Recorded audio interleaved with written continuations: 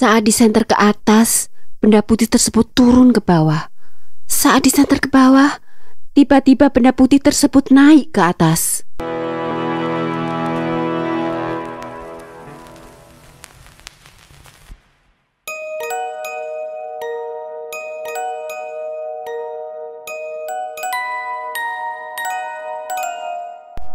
Ini adalah kisah dari pamanku yang pernah bekerja di pabrik plastik Karangjati, Semarang di sekitar tahun 70-an.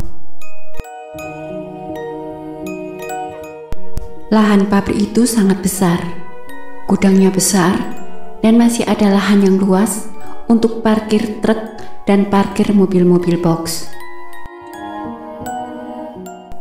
Istimewanya, pabrik itu terkenal angker.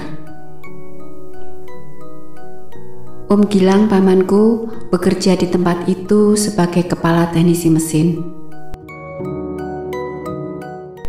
Om Gilang berasal dari Semarang kota, dan karena ingin menghemat biaya, maka Om Gilang memilih untuk tidur di mes yang sudah disediakan untuk karyawan.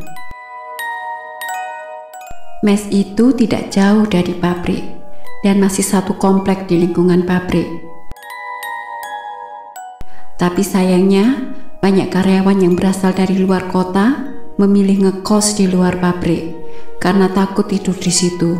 Jadi, mes yang seharusnya bisa menampung 25 orang hanya ditinggali oleh 3 orang saja, yaitu Om Gilang dan 2 temannya, yaitu Pak Yasin dan Pak Joko. Pada suatu hari, Om Gilang terpaksa harus tidur seorang diri di mes karena kedua orang temannya harus pergi. Pak Yasin dijemput adiknya karena anaknya sakit, sedangkan Pak Joko memutuskan untuk tidur di rumah saudaranya di Banyumanik. Om Gilang tergolong seorang pemberani, sehingga meskipun tanpa teman, dia berani tinggal sendiri di mes. Mes itu bentuknya persegi, disekat-sekat menjadi 25 kamar. Karena belum mengantuk, Om Gilang asik baca komik di dalam kamar. Lagi asiknya membaca, tiba-tiba telinga Om Gilang terasa seperti ada yang meniup. Anehnya, saat tangan Om Gilang ditutupkan di telinga yang ditiup itu, maka tiupannya beralih ke telinga yang satunya. Demikian sebaliknya terus-menerus. Ini apa sih? Kok aneh ada yang tiup-tiup kuping? Jadi geli deh, ujar Om Gilang di dalam hati. Akhirnya Om Gilang sadar bahwa yang melakukannya adalah makhluk tak kasat mata penunggu mes yang suka jahil. Sudahlah, jangan ganggu aku. Jika kamu ingin ikutan baca, sini duduk baik-baik. Aku sendirian, ditemani ya, kata Om Gilang. Anehnya, setelah itu insiden tiup-tiup kuping berhenti. Ada lagi kejadian yang lebih menyeramkan. Suatu hari, saat siang hari bolong, ada mesin yang rusak. Itu adalah mesin cetak plastik yang ukurannya sangat besar. Panjangnya sekitar 5 meter, lebarnya 3 meter dan tingginya sekitar 2,5 meter. Biasanya yang menangani mesin rusak pertama kali adalah anak-anak buah Om Gilang. Tetapi bila tidak berhasil, baru memanggil Om Gilang. Pada saat itu, mesin yang rusak diperbaiki oleh 5 orang anak buah Om Gilang. Karena setelah dicoba memperbaiki tetapi belum beres juga, maka seorang di antara mereka pergi untuk memanggil Om Gilang, dan seorang lagi pergi ke toilet. Jadi yang masih tinggal di dekat mesin itu ada 3 orang. 3 orang tersebut beristirahat berjarak sekitar 5 meteran dari mesin yang rusak itu.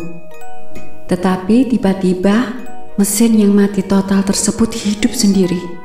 Suaranya yang keras mengejutkan mereka, dan yang lebih mengagetkan lagi, mereka melihat seorang perempuan berambut panjang memanjat mesin itu seperti seekor monyet.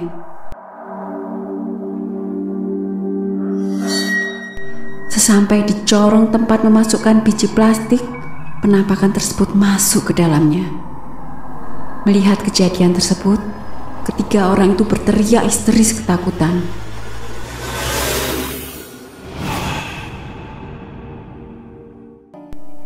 Ada lagi cerita tentang insiden mesin rusak yang lain.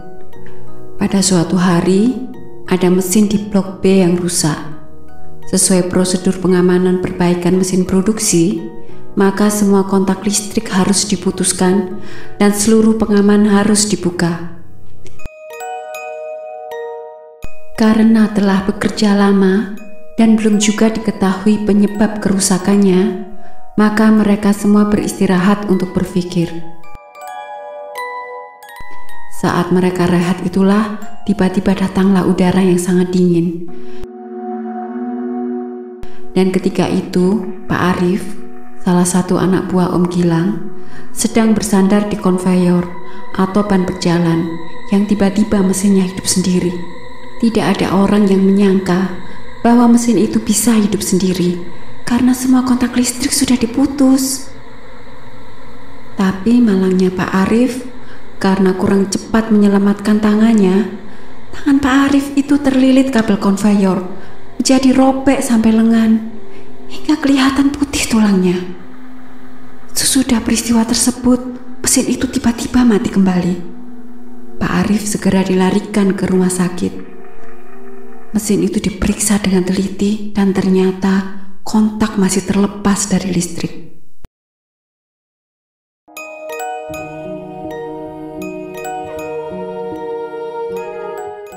Pak Satpam shift malam juga pernah dijumpai sosok penunggu pabrik tersebut. Nama Pak Satpam yang bekerja pada malam itu adalah Pak Parjo. Dan setiap 2 jam sekali, dia harus berkeliling untuk mengontrol situasi pabrik. Saat lewat di depan gudang blok C, gudang yang paling belakang, Pak Parjo ditampaki pocong. Pintu gudang blok C di sebelah kanan dan kirinya ditanami pohon cemara yang tingginya kurang lebih 4 meteran. Dari jauh Pak Parjo melihat kalau ada sesuatu yang putih di bawah pohon cemara yang di sebelah kiri. Awalnya sih terlihat kecil seperti karung putih biasa, tetapi setelah didekati jadi tumbuh tinggi. Dari jarak sekitar 5 meter, benda putih tersebut disenter oleh Pak Parjo. Tiba-tiba benda putih tersebut naik pohon, seperti memanjat. Tidak seperti memanjat, tetapi terbang. Saat disenter ke atas, tiba-tiba benda putih tersebut turun ke bawah. Saat disenter ke bawah, tiba-tiba benda putih tersebut naik ke atas. Demikian seperti itu berkali-kali. Saking jengkelnya, Pak Parjo mematikan senter. Lalu tiba-tiba bluk, ada suara seperti barang berat jatuh. Pocongnya turun dan berdiri di hadapan Pak Parjo. Tapi Pak Parjo tidak takut. Pak Parjo memang seorang pemberani. Dalam hatinya merapalkan ayat-ayat suci, meminta kekuatan kepada Tuhan. Kemudian tanpa sadar mulutnya bicara, "Kita ini sama-sama makhluk Tuhan, jangan saling mengganggu ya." Setelah itu pocongnya hilang tak terlihat. Kenek truk yang bernama Edi juga pernah ditampaki penunggu pabrik itu. Ba'da maghrib, sepulang dari luar kota, kewajiban Edi adalah mencuci truk. Ketika sedang menggosok ban truk, ada seseorang di balik truk yang memanggil-manggil namanya.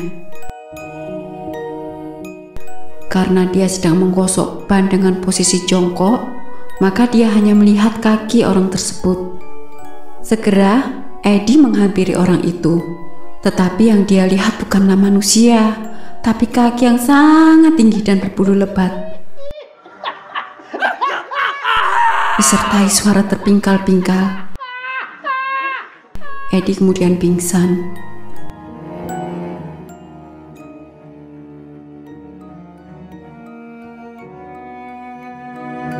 Cerita dari Edi mengakhiri kisah pabrik plastik Karangjati yang angker.